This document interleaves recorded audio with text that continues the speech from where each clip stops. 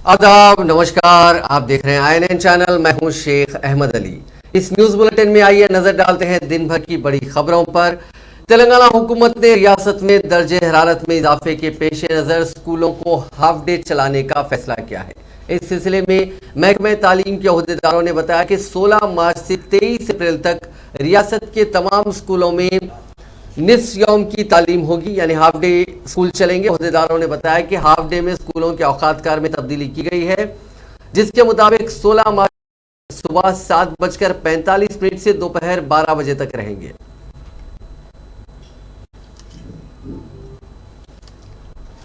अब एक अहम खबर असेंबली से। वजीर बल्दी नज़्म-उल-नस्र KT रामाराव ने मिलिट्री के अहदेदारों पर अपनी शदीद बरहमी का इजहार करते हुए इंतबाह दिया कि शहर हैदराबाद की तरक्की में रुकावटें हायल करने या फिर शहरियों को परेशान करने के इक़दामात पर कंटोनमेंट इलाकों के खिलाफ सख्त कार्रवाई की जाएगी।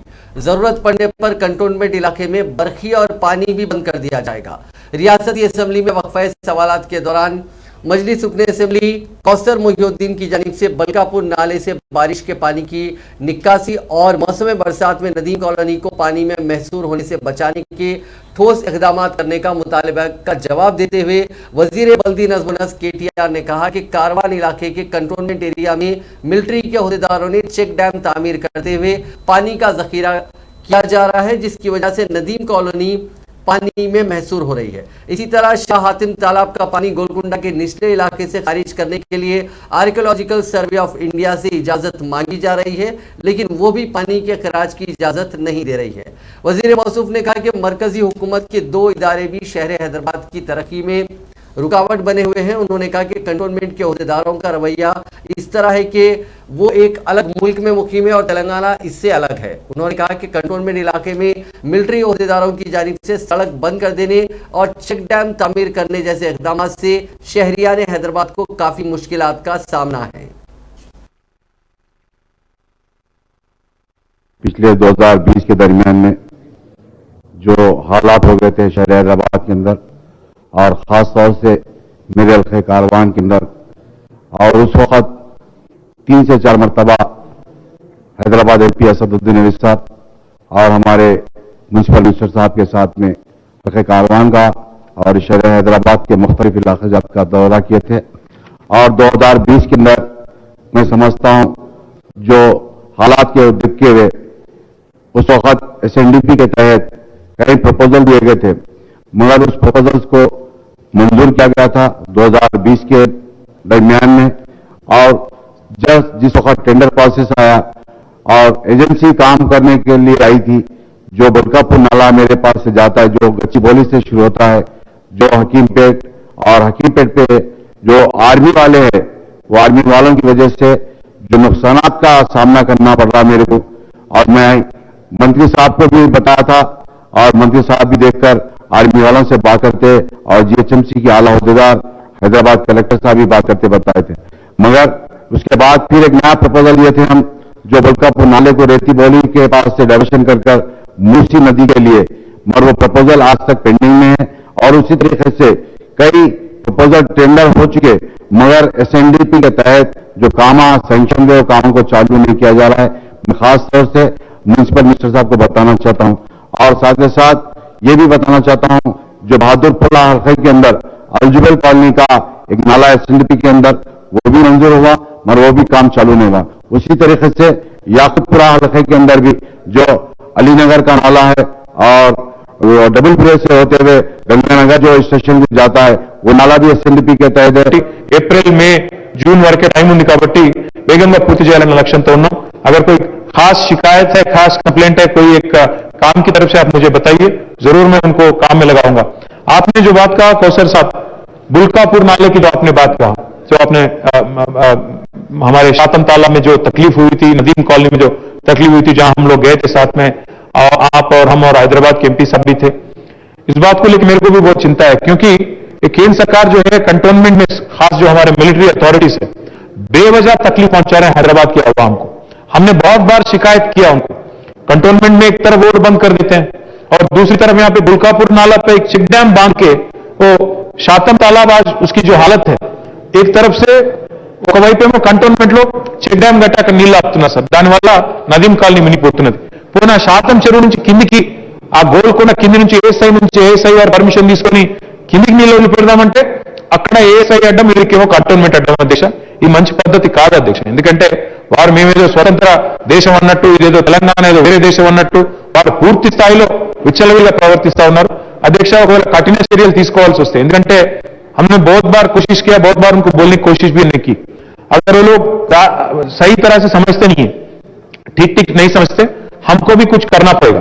अगर जरूरत पड़ा तो वहां करंट काट देंगे, जरूरत पड़ेगा वहां पे पानी की सप्लाई भी कर देंगे, देखेंगे क्या करेंगे. ఎందుకంటే ఇది హైదరాబాద్ లో ఉంటున్నప్పుడు కలిసిమెలిసి ఉండాలి కంటోన్మెంట్ అంటే. కానీ మా ఇష్టం వచ్చినట్టు రోడ్లు బంద్ చేస్తాం, ఇష్టం వచ్చినట్టు మేము చెక్ డ్యాములు కడతాం నాళాల మీద అంటే మేము కూడా ఊరుకోం అధ్యక్ష. మేము కూడా ప్రజల కోసం ఎంతైనా తెగిస్తాము. అవసరమైతే మంచినీళ్లు బంద్ చేస్తాం, కరెంటు బంద్ చేస్తాం, అప్పుడైనా దిగిరారో చూస్తాం అధ్యక్ష. మా స్పెషల్ చీఫ్ సెక్రటరీ ఇక్కడే ఉన్నారు, నేను వారికి కూడా విజ్ఞప్తి చేస్తా ఉన్నా. वजीर बल्दी नज़्म केटी रामाराव ने कहा है कि रियासती हुकूमत ने हैदराबाद शहर में निकासी और सीवरेज के निज़ाम को बेहतर बनाने के लिए स्ट्रैटेजिक नाला डेवलपमेंट प्लान का आगाज किया, जिसके तहत 985 करोड़ 45 लाख रुपए के सरफे से 60 काम अंजाम दिए जा रहे हैं, जो मुख्तलिफ मराहिल में जारी हैं. कानून साज असेंबली में सवाल और जवाब के सेशन के दौरान वजीर केटीआर ने हैदराबाद में SNDP के मसाइल पर अरकान के सवालात का जवाब दिया. उन्होंने कहा कि हैदराबाद में सीवरेज सिस्टम को बेहतर बनाने के लिए 3 मरहलों में काम शुरू करने का फैसला किया गया है. मजलिस बल्दिया हैदराबाद में निकासी आब के निज़ाम को बेहतर बनाने का कोई सबूत नहीं है. नवाही इलाकों तक जेर ज़मीन निकासी ड्रेनेज का फैसला किया गया है. उन्होंने कहा कि मरकजी हुकूमत का SNDP के कामों में कोई हिस्सा नहीं है. जब हैदराबाद में सैलाब आया तो मरकजी गुजरा ने यहाँ का दौरा किया और तस्वीरें खिंचवाई, लेकिन फंड्स नहीं दिए गए. गुजरात के लिए 1000 करोड़ रुपए दिए गए. उन्होंने कहा कि वाकई शर्म की बात है कि हैदराबाद को फंड्स नहीं दिया जा रहा है. मरकजी ओहदेदारों ने आधे पैसे के लिए भी हैदराबाद की मदद नहीं की. దశల్లో పనులు తీసుకోమని చెప్పి వారు ప్రతిపాదించారు. పాత MCH ఏదైతే ఉండేనో అధ్యక్ష, పాత MCH municipal corporation of Hyderabad ఏదైతే ఉండేనో దానికి సంబంధించి ఆల్రెడీ అధ్యక్ష మొత్తానికి అండర్ గ్రౌండ్ డ్రైనేజ్ నెట్వర్క్ ఉంది అధ్యక్ష. మరి పాత పైప్ లైన్ ఎప్పుడు వేశారు, దాని లైఫ్ టైం ఎంత? ఎందుకంటే ఒక సివరేజ్ పైప్ లైన్ వేస్తే మరి దీన్ని బట్టి అంటే అది ఐరనా, ఎంఎస్ఆ, లేకపోతే యాస్బెస్టసా, ఇంకోటి అనే దాన్ని బట్టి మెటీరియల్ బట్టి దాని లైఫ్ టైం ఉంటుంది అధ్యక్ష. అయితే దాన్ని బట్టి మొత్తం మొదలు ఒక ఇన్వెంటరీ మ్యాపింగ్ చేసినాము. ఎక్కడెక్కడ దేన్ని మళ్ళీ బందోబస్తుగా రిపేర్ చేయాలా, దేన్ని రీప్లేస్ చేయాలా, ఈ లెక్క కూడా తీసినాం అధ్యక్ష. तेलंगाना असेंबली के बजट इजलास के 5वें रोज असेंबली की तारीख में पहली मरतबा वजीर ट्रांसपोर्ट अजय कुमार ने वक्फे सवालात के दौरान जवाब देने से कबल अस्सलाम वालेकुम व रहमतुल्लाहि बरकातहू कहते हुए नई तारीख रकम की, जिसका असेंबली में रियासती वुज़रा और दीगर अराकीन असेंबली ने खैर मकदम किया. ముందుగా हमारे ओल्ड सिटी के MLA साहब मौजम खान साहब और मुमताज अहमद खान साहब, अस्सलाम वालेकुम रहमतुल्लाहि व बरकातहू साहब.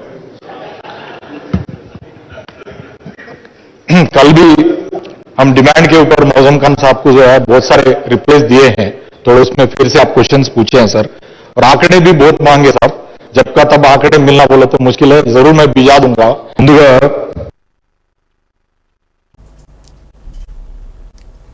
वजीर ट्रांसपोर्ट P अजय कुमार ने कहा है कि हैदराबाद का पुराने शहर में RTC की मिनी बसों को चलाने का जायजा लिया जाएगा. रियासती असेंबली में मजलिस के रुकन असेंबली मौजम खान की जानिब से पूछे गए मुख्तलिफ सवालात का जवाब देते हुए उन्होंने कहा कि चंद साल कबल हैदराबाद के नए और पुराने शहर में RTC की जानिब से मिनी बसों को चलाया गया था, लेकिन डीजल की कीमतों में भारी इजाफे की वजह से उन बसों से RTC को नुकसान हो रहा है. इसके अलावा उन बसों में मुसाफिरों के बैठने की गुंजाइश भी कम है, इसलिए मुसाफिरीन की आसानी के लिए बड़े बसों को चलाया जा रहा है. उन्होंने कहा कि RTC की जानिब से ज़रूरत के मुताबिक अवाम की सहूलतों के लिए बसों को चलाया जा रहा है. उन्होंने कहा कि ग्रेटर हैदराबाद के अलावा अजला में तलब के मुताबिक RTC बसों की सहूलत फराहम की गई है. तेलंगाना की तश्कील के वक्त रियासत में 9800 RTC बसेस चलाई जाती थी, जबकि 2022 में ये 9057 हो गई हैं. इसी तरह ग्रेटर हैदराबाद में 3554 बसें दस्तियाब थीं. फिल वक्त 2865 बसें चलाई जा रही हैं. उन्होंने वाज़ेह किया कि हुकूमत की जानिब से RTC के बस डिपोज को बंद करने का कोई इरादा नहीं है और कहीं भी बस डिपोज बंद नहीं किए गए हैं.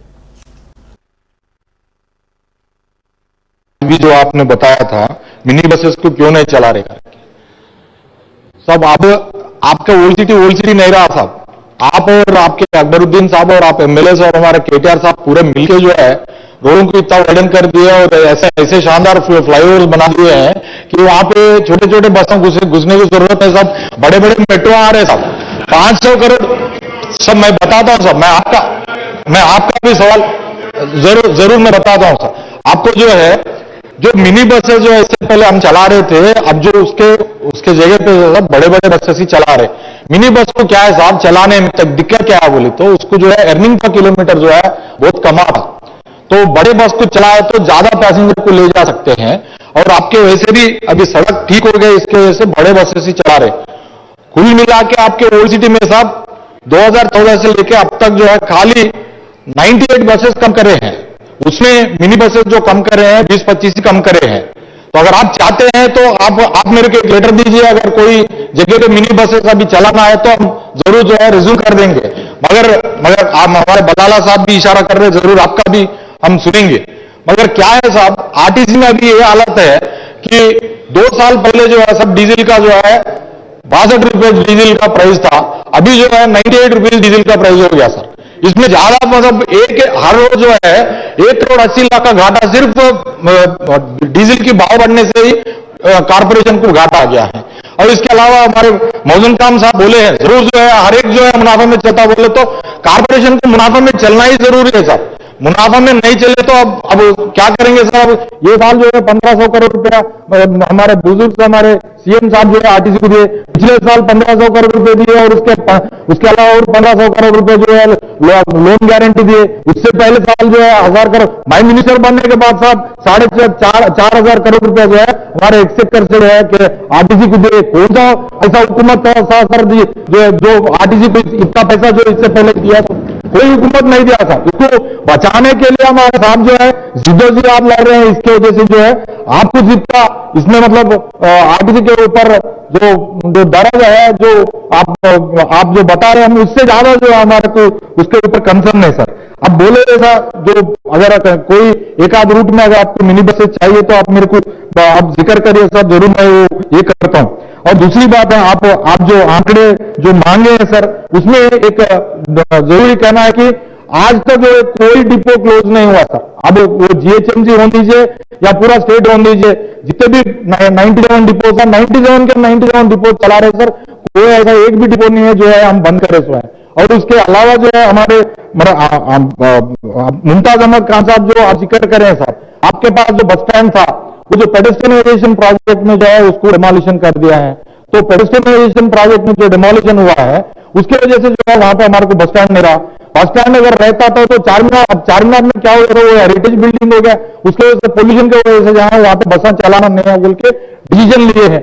अगर आप समझो वहां पे फिर बस स्टैंड बनाने के लिए जगह जो जेएचएमसी को दिया गया था उसमें अगर हमारे को सौंप दिया तो हम जरूर जो है वहां पे बस स्टैंड चलाएं। रियासती वजीर तलसानी श्रीनिवास यादव ने टीआरएस रुकन असेंबली जीवन रेड्डी और दीगर के पूछे गए सवालात का जवाब देते हुए वक्फे सवालात के दौरान बताया कि तेलंगाना की टीआरएस हुकूमत वजीर आला चंद्रशेखर राव की क़यादत में माहीगीरों की तरक्की और फलाह के लिए कई इक़दाम कर रही है। मछलियों की अफजाइश में गुज़िश्ता 8 साल के दौरान कई फीसद का इजाफा हुआ है। हुकूमत की जानिब से मार्केटिंग की सहूलत फराहम करने के अलावा माहीगीरों को मछली फरोख्त करने के लिए हुकूमत की जानिब से मोटरसाइकिल्स फराहम की जा रही हैं, साथ ही मोबाइल वैन की सहूलत भी दी जा रही है। उन्होंने कहा कि करीब 37 लाख माहीगीरों के बच्चों को तालीम से आरास्ता किया जा रहा है। उन्होंने बताया कि डॉक्टरों का कहना है कि गोश्त और चिकन के बनिस्बत मछली क़ुव्वत बख्श ग़िज़ा है, इसीलिए इसको फ़रोग़ देने के लिए रियासती हुकूमत कई इक़दाम उठा रही है।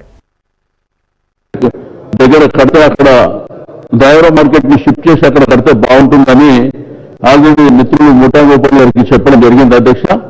ఇది కాకుండా రాష్ట్ర వ్యాప్తంగా అవసరమైన మేరకు ఒకటి సొసైటీలను ఏర్పాటు చేసుకోవడం, కొత్త సొసైటీలకు అవకాశం ఇవ్వడం, మరి ఈ కమ్యూనిటీలకు సంబంధించినటువంటి వారికి ఇబ్బంది లేకుండా చూడడం। మిత్రులు దుర్గం చిన్నయ్య గారు అడిగింది మరి ఏజెన్సీ ప్రాంతంలో ఉన్న వాళ్ళు కానీ లేకపోతే మత్స్యకారుల మధ్యన ఇబ్బందులు జరుగుతున్నాయని। బట్ గతంలో ఈ ప్రభుత్వం వచ్చే ముందు యథావిధిగా ఉన్న సొసైటీలని అదర్ కమ్యూనిటీస్ కూడా యథావిధిగా పెట్టి మరి ప్రభుత్వం వచ్చిన తర్వాతనే వెంటనే ఒక జీవో తీసి ఏదైతే మత్స్యకారులకి మీకు అవకాశం కల్పించాలనేటువంటి ఉద్దేశంతో చేసినాం అధ్యక్ష. బట్ ఆ ప్రాబ్లం కొంత సీరియస్ ఉంది కాబట్టి అది తప్పకుండా మా కమిషనర్ గారు బ్రహ్మాండంగా మినీ విప్లవం చాలా జోరుగా చెరువులకు అందజేయడం అధ్యక్ష. తద్వారా స్వయంగా ఎమ్మెల్యేలు మంత్రులు రాష్ట్ర వ్యాప్తంగా ఆ చెరువుల పుంట మిషన్ ప్రగతి ద్వారా అభివృద్ధి చేసిన చెరువులలో ఈ చేపల పంపిణీ చేయడం వల్ల చేప పిల్లల పంపిణీ చేయడం వల్ల అధ్యక్ష బ్రహ్మాండమైన బ్లూ రెవల్యూషన్ మత్స్యకారుల సంపద 70 లక్షల మందికి దాదాపుగా వేలాది మందికి లక్షలాది మందికి ఉపాధి జరుగుతుంది అధ్యక్ష. అదే ప్రతిపక్ష కాలంలో అధ్యక్ష గతంలో వారు ఆడికి వస్తున్నారు చెప్పలేదు అక్క మీరు ఆగండి అక్క మీరు చెప్పింది.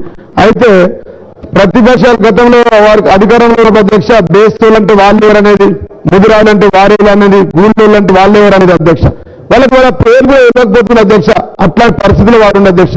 అట్లాంటిది బ్రహ్మాండంగా మరి చేప పిల్లల పంపిణీ ద్వారా చాలా బ్రహ్మాండంగా బ్లూ రెవల్యూషన్ వచ్చింది అధ్యక్ష. ఇప్పుడు ప్రధానంగా 1000 కోట్ల రూపాయలు ఇప్పుడు అధ్యక్ష. దీంట్లో ప్రధానంగా మా నియోజకవర్గంలో అధ్యక్ష वजीर फाइनेंस टी हरीश राव ने कहा है कि रियासत भर में ड्वाकरा ग्रुप्स के खवातीन की जानिब से जमा करदा रकम को बहुत जल्द उन खवातीन को अदा कर दिया जाएगा। उन्होंने आज महकमे फाइनेंस, पंचायत राज और दही तरक्यात के अहदेदारों के साथ एक इजलास मुनक्किद किया। इस इजलास में रियासती वज़रा एरावली दयाकर राव, मल्ला रेड्डी और दूसरों ने शिरकत की। इजलास से खिताब करते हुए वजीर फाइनेंस हरीश राव ने कहा कि रियासत की 21 लाख ड्वाकरा ग्रुप की खवातीन ने 545 करोड़ रुपए जमा किए थे। तेलंगाना की तश्कील से कबल ये खवातीन अभय हस्तम स्कीम के तहत 500 रुपए की रकम बतौर कंट्रीब्यूशन पेंशन के लिए जमा किए थे। ताहम तेलंगाना की तश्कील के बाद हुकूमत ने आसरा स्कीम के तहत गरीबों के लिए आसरा पेंशन स्कीम शुरू की, जिसके तहत इब्तिदा में 1000 रुपये और बाद 2016 रुपये पेंशन दिया जा रहा है। इसके बावजूद ड्वाकरा ग्रुप के खवातीन अभय हस्तम के लिए जमा करदा रकम वापस करने का मुतालबा कर रही थी। उन खवातीन के मुतालबे पर हुकूमत उनकी रकम उन्हें वापस करने का फैसला किया है। हरीश राव ने कहा कि 2-3 दिन के अंदर तमाम खवातीन के अकाउंट्स में ये रकम जमा कर दी जाएगी। सदर मजलिस इत्तेहादुल मुस्लिमीन वह रुकन पार्लियामेंट हैदराबाद बैरिस्टर असदुद्दीन अवैसी ने आज रियासती वजीर KT रामाराव से असेंबली के अहाते में मुलाकात की। ज़राए के मुताबिक मुख्तलिफ उमूर पे इन दोनों के बीच में बातचीत हुई, जिसमें खासकर उत्तर प्रदेश असेंबली इंतखाबात के नताइज शामिल हैं। बाद मीडिया से बात करते हुए असदुद्दीन अवैसी ने बताया कि हैदराबाद पार्लिमानी हल्के में शुरू किए जाने वाले कई तरक्याती कामों के बारे में बातचीत की गई, उनका जायजा लिया गया। उन्होंने कहा कि कई और उमूर हैं जिन पर काफ़ी तफसीली बातचीत KTR के साथ उन्होंने की है। उन्होंने कहा कि उत्तर प्रदेश और बंगाल के इंतखाबात काफ़ी मुख्तलिफ हैं, उन दोनों को कंपेयर नहीं किया जा सकता। उन्होंने कहा कि उत्तर प्रदेश में मजलिस इत्तेहादुल मुस्लिमीन हालांकि कोई भी सीट जीतने में कामयाब नहीं रही, लेकिन मजलिस ने काफ़ी कोशिश की थी और काफ़ी ईमानदारी से उसने कैंपेन चलाई थी। तेलंगाना कानून साज काउंसिल के सदरनशीन के ओहदे के लिए 14 मार्च को इंतखाबात होने वाले हैं। इस सिलसिले में काउंसिल के ओहदेदारों ने काउंसिल के अरकान को चेयरमैन के इंतखाब के सिलसिले में इत्तला फराहम की है। इतवार 13 मार्च को सुबह 10:30 बजे से शाम 5 बजे तक सदरनशीन के ओहदे के लिए उम्मीदवार अपना पर्चे नामजदगी दाखिल कर सकते हैं और दूसरे दिन यानी पीर के रोज़ 14 मार्च को 11 बजे दिन कानून साज काउंसिल के अहाते में सदरनशीन के ओहदे के लिए इंतखाब होगा। फिलवक्त तेलंगाना कानून साज काउंसिल में मुस्तकिल सदरनशीन न होने पर हुकूमत ने मजलिस के सीनियर रुकन काउंसिल सैयद अमीनुल हसन जाफरी को काउंसिल का प्रोटम चेयरमैन बनाया है। इसी दौरान TRS ज़राए ने बताया कि काउंसिल के सदरनशीन के उम्मीदवार के तौर पर साबिक सदरनशीन व TRS के सीनियर कायद गुत्था सुकेंद्र रेड्डी को ही ये ओहदा दिए जाने का इम्कान है। ताहम इस सिलसिले में पार्टी की जानिब से इतवार के दिन ऐलान मुतवक्को है। तेलंगाना प्रदेश कांग्रेस कमेटी के सदर A. रेवंत रेड्डी की सदारत में आज कांग्रेस पार्टी की एग्जीक्यूटिव कमेटी की मीटिंग गांधी भवन में मुनक्किद की गई। इस मीटिंग में सीनियर कायदीन बशमुल Madhu Yashki Goud, Geeta Reddy, Anjan Kumar, Mahesh Kumar Goud, senior vice president और दीगर ने शिरकत की। इस मीटिंग में सर्वोदय पदयात्रा के बारे में बातचीत की गई, जो 14 मार्च को भूदान पोचमपल्ली से निकाली जाने वाली है। इसके अलावा वजीर आला चंद्रशेखर राव ने जो 80,000 नौकरियां खाली जायदादों को पुर करने का जो फैसला किया है उसको लेकर बातचीत की गई। साथ ही 5 रियासतों में असेंबली इंतखाबात के नतायज और उसके इम्कानी असर पर खुलकर बहस की गई। और जराये ने बताया कि डिजिटल मेंबरशिप मनो उरु मनपुरु प्रोग्राम जो अलग अलग इलाकों में मुनक्किद किया जा रहा है, इन सभी मामलों को लेकर कांग्रेस पार्टी की एग्जीक्यूटिव कमेटी की मीटिंग में तफसीली बातचीत की गई। सुप्रीम कोर्ट के चीफ जस्टिस एनवी रमना ने शहर हैदराबाद के रायदुर्गम इलाके में बैनुल अक़वामी मसालहती मरकज की नई इमारत की तामीर का संग बुनियाद रखा। तनाज़ात के हल के लिए यह हिंदुस्तान का पहला अहम मसालहती मरकज होगा। नानक राम गुड़ा से मरकज फिलहाल आर्जी तौर पर काम कर रहा है। साल गुज़िश्ता दिसंबर में चीफ जस्टिस ने वज़ीर आला चंद्रशेखर राव के साथ मिलकर इसका इफ्तिताह किया था। तब ही से वो आर्जी कैंपस में काम कर रहा है। संग बुनियाद रखने के बाद मुनक़दा तकरीब से खिताब करते हुए जस्टिस रमना ने इस मरकज़ के लिए शहर के क़ल्ब में अहम अराज़ी फराहम करने और इस मरकज़ की तामीर के लिए 50 करोड़ रुपए अलॉट करने पर तेलंगाना हुकूमत से इजहार तशक्कुर किया। उन्होंने कहा कि रियासती हुकूमत इस मरकज़ के क़याम के लिए काफ़ी सरगर्म रही और इसका ताउन भी हासिल रहा। उन्होंने उम्मीद जाहिर की कि मरकज़ लंदन, सिंगापुर और दीगर बैरूनी मकामात के सरकर्दा मसालहती मराकज़ में अपनी जगह बना पाएगा। उन्होंने इस एहसास का इजहार किया कि वह हैदराबाद के मरकज़ ने पहले ही कम कीमत पर तनाज़ात के हल के निज़ाम के ख्वाहिशमंद कई अफराद को राग़िब कर रहा है। इस तकरीब में सुप्रीम कोर्ट के जजेस एल नागेश्वर राव, हिमा कोहली, साबिक जज justice R V. Ravindran, Telangana high court के चीफ जस्टिस सतीश चंद्र शर्मा, रियासती वुज़रा के.टी. रामाराव, मोहम्मद महमूद अली, श्रीनिवास यादव, सबिता इंदिरा रेड्डी, श्रीनिवास गौड़ और दूसरे मौजूद थे। Today is a very happy occasion and happy day in the history of arbitration in this country. We have earlier already started working in the arbitration center, Hyderabad International Mediation and Arbitration Center.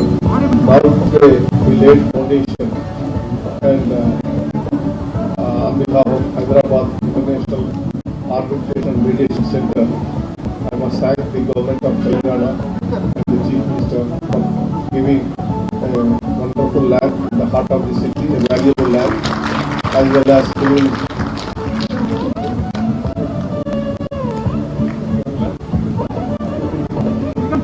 50 crores of rupees for constructing the building. It's a great gesture and it's a big step in the arbitration movement in this country. Another week of this, I think on 17th, 18th, where there is an international arbitration conference in Mumbai, and on behalf of Hyderabad International Arbitration Center, we are focusing their progress as well as the functioning of this center, so we can attract more international arbitration to this Hyderabad International Mediation Center. I must congratulate my brother. Telangana की हुक्मरान जमात TRS के रुकने कानून साज council जी वेंकन्ना ने supreme court के chief justice N V Ramna से मुलाकात की। वेंकन्ना, जिनको हाल ही में केंद्रीय साहित्य अकादमी अवार्ड दिया गया था, उन्हें जस्टिस रमना ने तहनीत पेश की। कौमी दारुल हुकूमत नई दिल्ली में जस्टिस रमना की क़यामगाह पर हुई इस मुलाकात के मौके पर जस्टिस रमना ने बावकार अदबी अवार्ड मिलने पर वेंकन्ना को मुबारकबाद पेश की और उनकी शाल पोशी भी की। वेंकन्ना ने इस मौके पर अपनी नज़मों पर मुश्तमिल किताब भी चीफ जस्टिस को पेश की। उन्होंने जस्टिस रमना की ख्वाहिश पर एक गीत भी सुनाया। चीफ जस्टिस ने गीतों में फितरत और इंसानों के ताल्लुकात के इजहार पर वेंकन्ना को मुबारकबाद पेश की। वाज़ेह है कि वेंकन्ना को उनकी नज़मों पर साल 2021 के लिए साहित्य अकादमी का अवार्ड दिया गया था।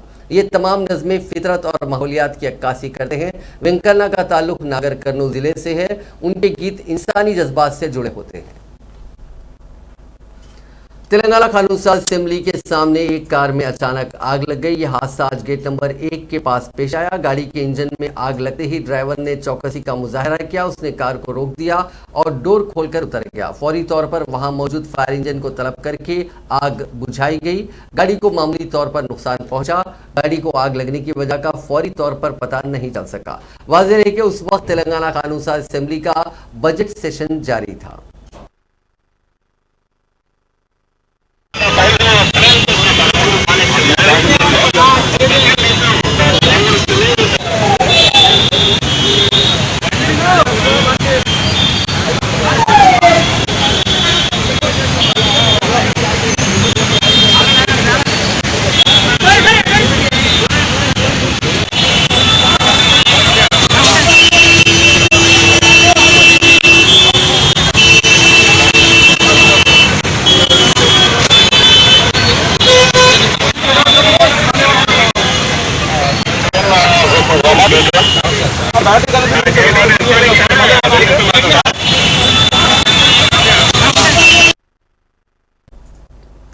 हैदराबाद की सड़कों की मरम्मत न करने वाले जीएचएमसी हुक्काम के खिलाफ कार्रवाई का मुतालबा करते हुए एक 11 साला लड़की ने पुलिस से शिकायत की।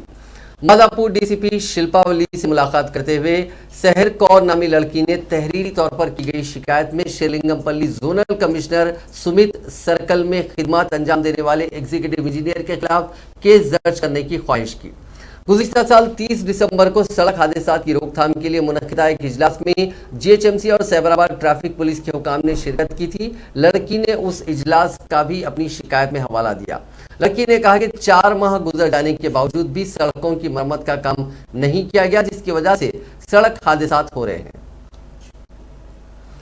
एक अजीबोगरीब वाक़े में एक शख्स ने जनखा से शादी की। तेलंगाना के जिले भद्राद्री कोत्तागुडम में शादी अंजाम पाई। तफसीलात के मुताबिक भोपालपल्ली से ताल्लुक रखने वाले रोपोश रविश की मुलाकात जनखा अखिला से 3 साल पहले हुई थी। इस जनखा का ताल्लुक अनंतगु गांव से है। उनमें मुलाकात होने लगी और दोस्ती का सिलसिला जारी रहा। उन दोनों ने यलंदु टाउन में वाक़ स्टेशन बस्ती इलाके में एक किराए के मकान में 3 माह एक साथ गुजारे। इन दोनों ने अपने वालिदैन को शादी के लिए राजी कर लिया और उनकी शादी उनके अरकान खानदान और रिश्तेदारों की मौजूदगी में हो गई।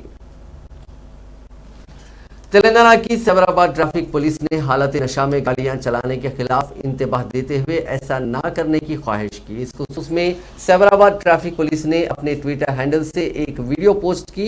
इस 1 मिनट 52 सेकंड की वीडियो, जिसको अब तक कई अफराद ने देखा है, उसमें शराब पीकर गाड़ी चलाते हुए अपनी और दूसरों की जान को खतरे में न डालने का मशवरा दिया गया।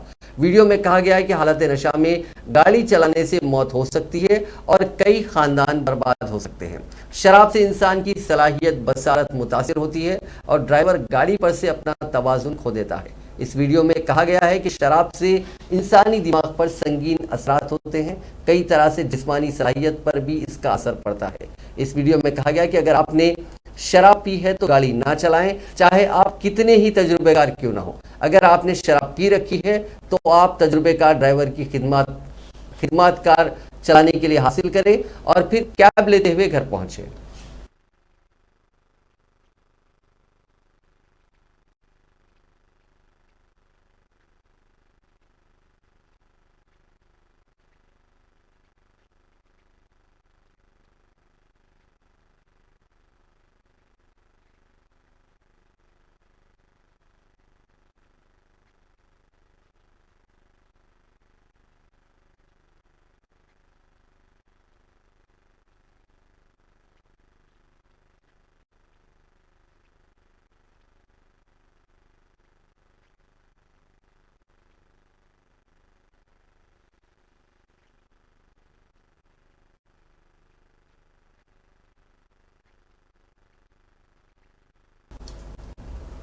आखिर में एक अहम खबर, प्रोविडेंट फंड के दायरे में आने वाले मुल्क के करीब 6 करोड़ मुलाजिमीन के लिए बुरी खबर है। एम्प्लॉइज प्रोविडेंट फंड ऑर्गेनाइजेशन ने माली साल 2021-22 के लिए इंटरेस्ट रेट में कटौती का फैसला किया है। यानी अब आपको पीएफ अकाउंट में जमा रकम पर 8.5% के बजाय 8.10% की रेट से इंटरेस्ट मिलेगा। ये रेट पिछले करीब 40 साल में सबसे कम है।